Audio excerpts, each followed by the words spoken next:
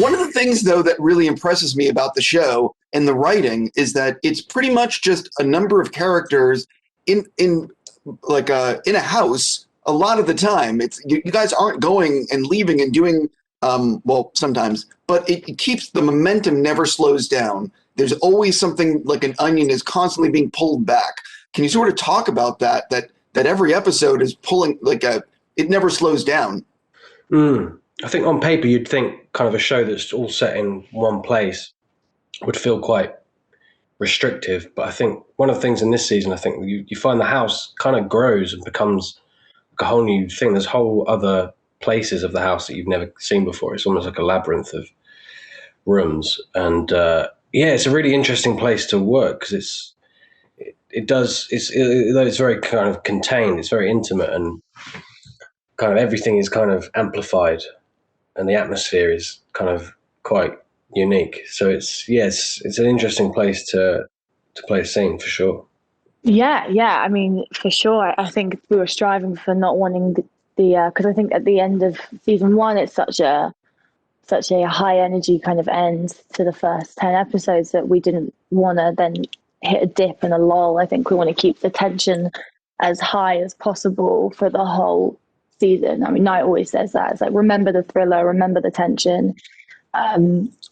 So yeah, hopefully we keep you on the edge of your seat as long as possible.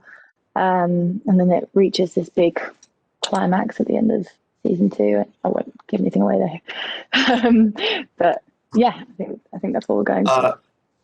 Rupert, I have to ask you, half the scenes, I think you're holding a glass of wine, and the basement of this house has the most amazing wine cellar. Do you leave set wanting wine, or are you like, never give it to me again? No, I know what you mean. I've never really been a wine guy. It's never really been something I kind of go for. But definitely being part of the show has kind of ignited a kind of interest in wine. It's an amazing cellar. I'd love to have a cellar like that. It's I mean, every scene I've got a glass of something. So it's something I'm very used to. I had to learn how to open I didn't even know how to do the cork thing, just something that is essential for Julian. But yeah, that's Julian. He is this person who's just kind of, he loves getting absolutely wasted. He's a very hedonistic person. It's a kind of coping mechanism, I think, for kind of all the other craziness that's going on. Completely. For both of you, what is it like returning on like that first day of season 2 and you're stepping back into these characters? Prior to the filming, did you guys rewatch the first season, or was it sort of just like, you played these characters for so long? I'm just curious what you did to get ready for that first day.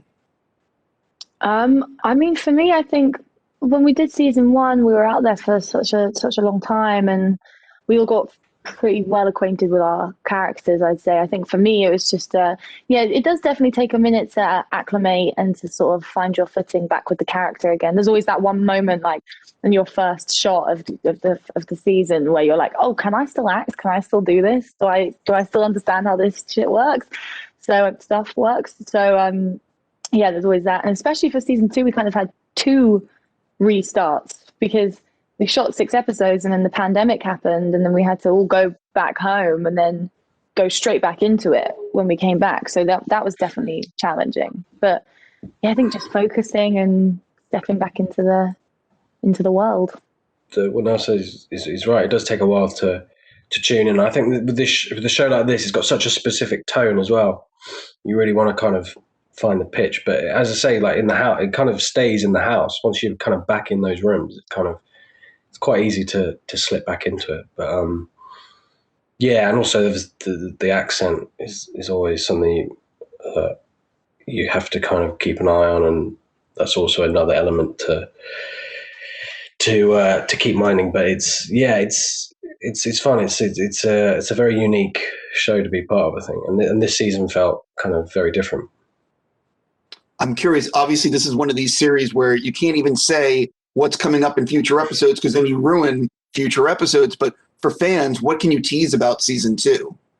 I'm probably a bad person to answer this question because I tend to spoil the show quite a lot, but I'll do my best. I would say we can tease there's going to be more drama. there's going to be, it's kind of centered around more of like a missing child kind of element. There's going to be a lot more supernatural.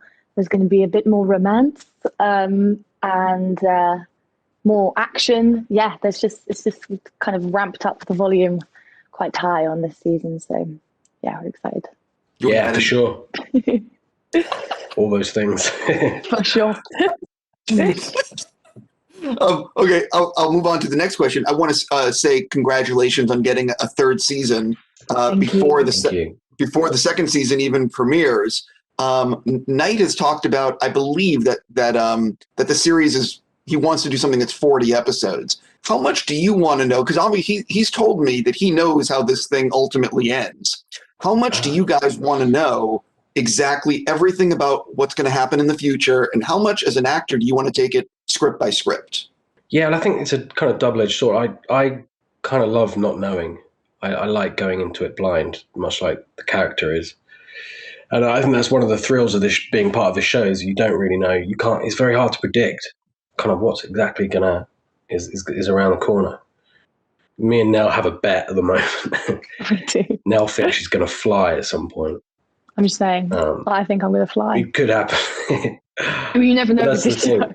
You never know. So it makes it very exciting, I think, to kind of be in the dark. And I think that's what Knight likes, is to keep it all kind of mysterious, which is fun. Cool. I got to stop there. I'm just going to say congrats. I can't wait to watch the rest of season 2. So happy for you guys. You got a third season. Good luck with the rest of your speed dating. Thank you so much. Yeah. Cheers. Thank you very much.